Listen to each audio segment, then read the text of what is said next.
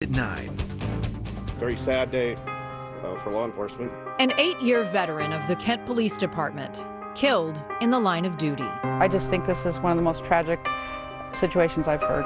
The circumstances surrounding his death. Make no question about this. Were it not for the suspects from this incident, this officer's still alive today. And the legacy the young officer leaves behind. We are learning new details about that deadly crash that left the officer dead and another in critical condition. Thank you for joining us. I'm Marnie Hughes. And I'm David Rose. It started as a call for shots fired at a restaurant along Highway 516.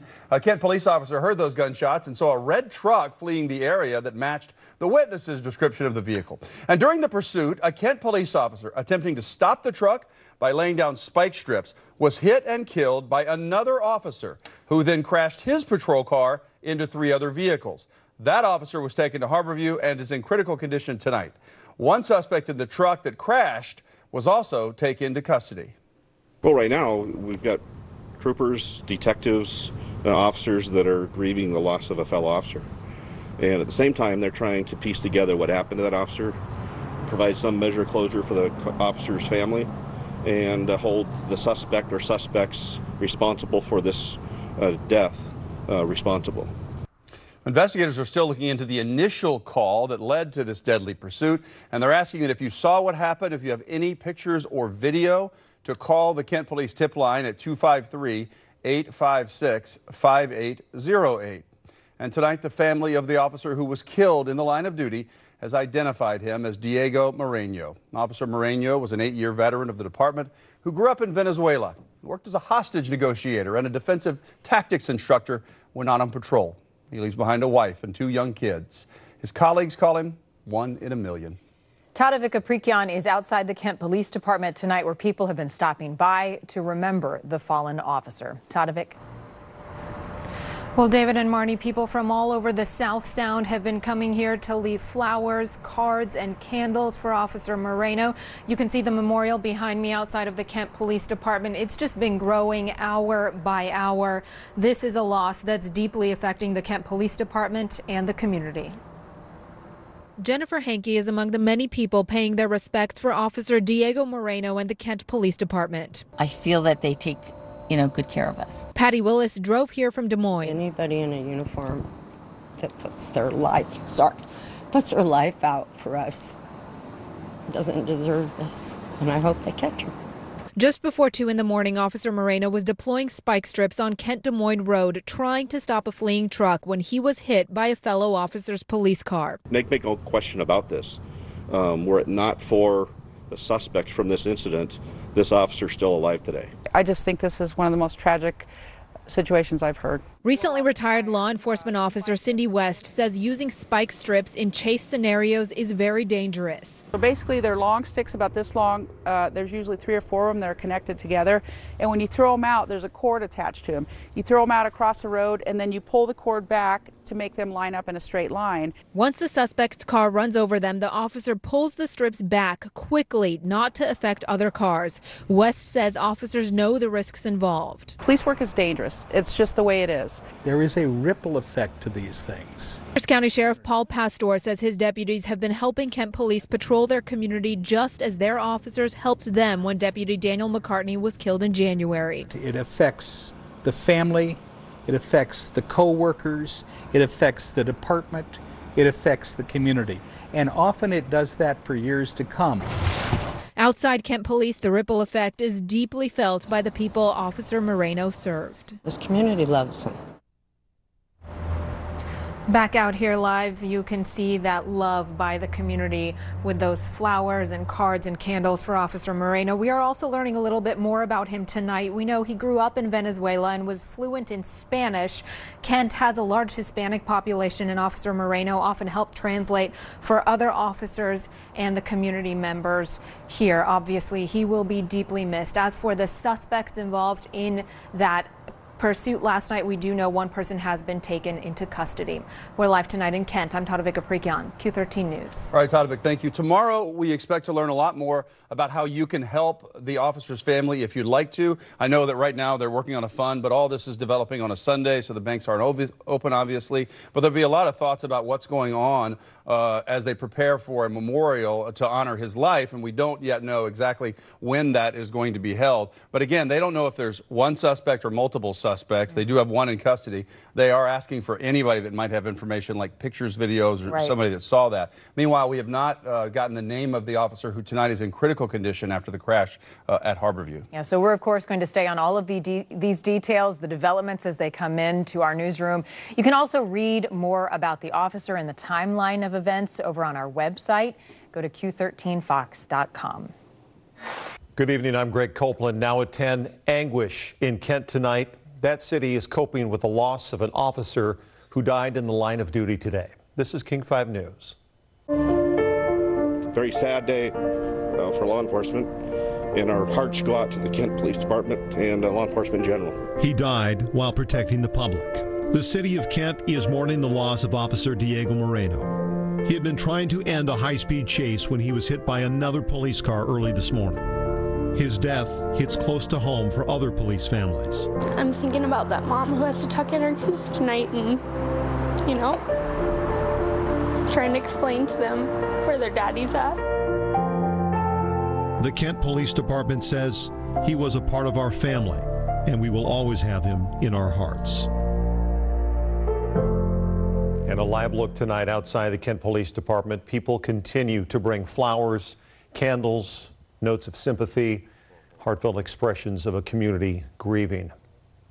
Officer Diego Moreno is Kent's first police officer killed on duty in 100 years. Another officer was injured during that chase overnight. King 5's Amy Marino tells us what happened. Very sad day for law enforcement, and our hearts go out to the Kent Police Department and law enforcement in general. They must sort through the evidence to understand how it happened, what led up to this. But at the heart of it, one of their own is gone, another severely injured. Sometimes just finding the words to talk about it isn't easy. As we work through this,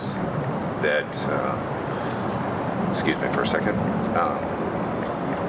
we worked through this investigation with the investigators say it started before 2 in the morning in this parking lot with reports of gunfire. Just so happened at that time officers were in the area and actually heard the gunshots, and as they responded, they observed a red truck fleeing from the scene. Officers followed that truck for some distance, trying to get the driver to stop.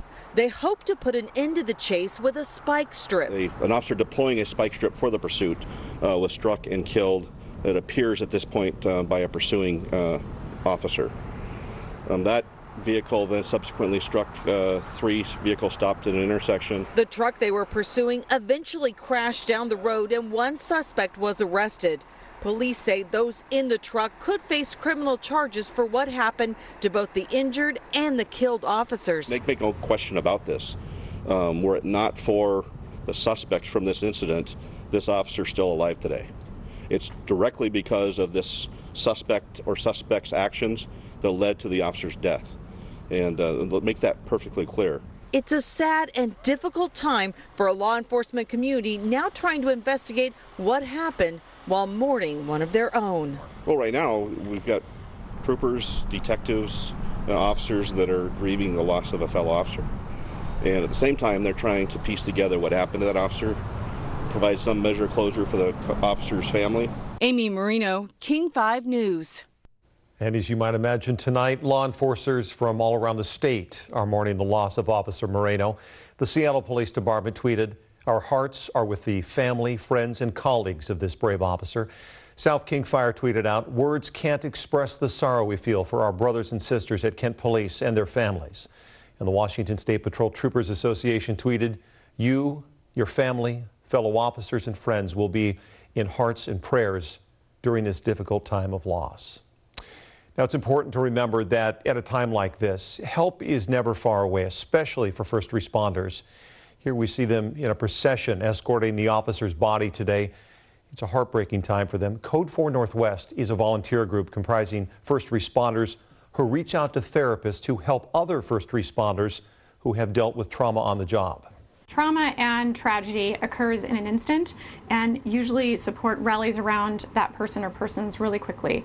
But unfortunately, as the crisis settles, people start to dissipate. So it's really important for agencies like Code 4 to connect people who have experienced tragedy with ongoing resources like counselors with acuity or treatment programs or even just peer support groups.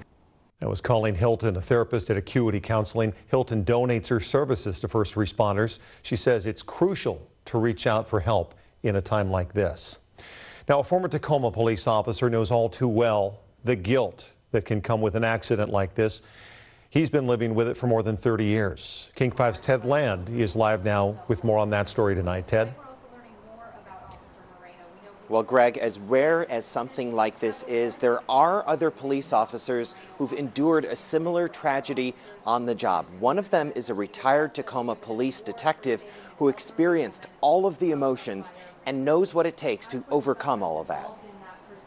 During a struggle with an armed suspect in 1986, Dave Paul, then a Tacoma police officer, accidentally shot and killed his partner. It was 32 years ago, and I would say there's probably not a week that goes by that something, I don't think about it. Paul eventually returned to work thanks to the support of his colleagues, family, and friends. I think the first night back out, I wanted to be just strictly a one-man car. It was something in my mind says, no, I don't want another partner right now. And I went on just a routine call. He says he'll never forget what happened next. Came back out and jumped in the car, and there's like 2 police cars parked up the street. They're kind of watching after you. I said, so you guys my guardian angels tonight? And they basically use this for however long it takes. You walk out the door to go to work, you leave one family, you go to another family. You're there for those guys, and they're there for you. Paul says he wants to help the Kent Police Department get through this, and particularly the officer who hit the other officer. Paul says if that officer wants to speak with him in the coming weeks or months just to hear his story and talk about the emotions, what it takes to get through that, he says he's there for him. Live in Kent, Ted Land, King 5 News. And stay with King 5 for continuing coverage as we learn more about the fallen police officer and the investigation. We'll also be providing the latest details on king5.com.